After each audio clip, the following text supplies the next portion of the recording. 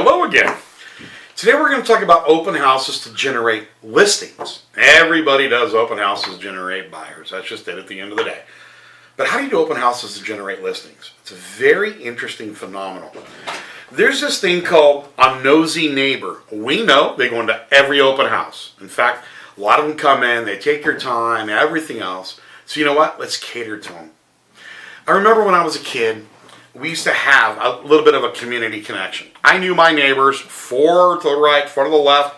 Actually, on one side, I knew up to 6. But we would get together as a neighborhood. We'd have a potluck and, kind of have fun. All the families would get together.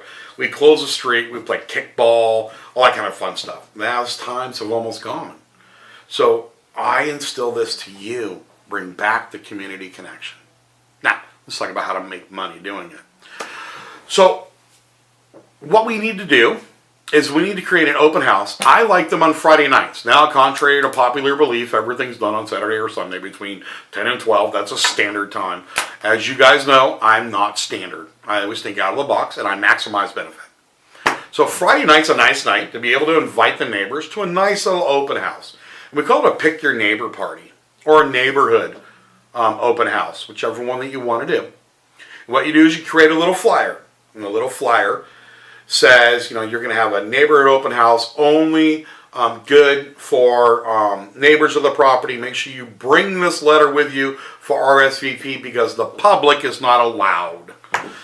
Because this is what happens with nobody neighbors. They always say, I wonder what Bubba's house looks like. I know he's been doing some work on it. They're always nosy. They want to come in.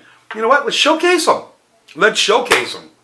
Now, before you do this, I say you do it in a 2-block radius from the house. 2 blocks each direction, sometimes behind, depending on the community. So what we're going to do is we're going to invite them to an open house from 5:30 to 6:30. No children are allowed. It's the only time that I promote alcohol. And what we say is, hey, bring any friends or family that you know or co-workers that are interested in buying in this area. They can get a private showing. This is not to the public. Okay? Your public open house is Saturday or Sunday. But go up and down the neighborhood and look at different curb appeal items or things you could talk about when somebody comes in. So when they come in, they hand you the flyer and you say, which house is yours?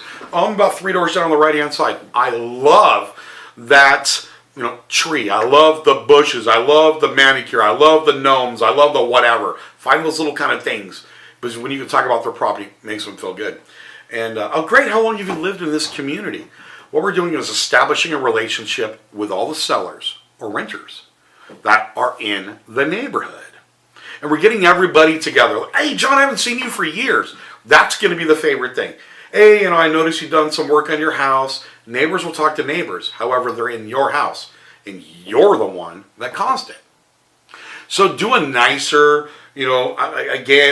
some wine. Of course, have soda, water, a meat tray, cheese, wine tasting, wine pairing, whatever you want to do. Depending, again, on the value of the house. I probably wouldn't do that on a $40,000 house. Okay?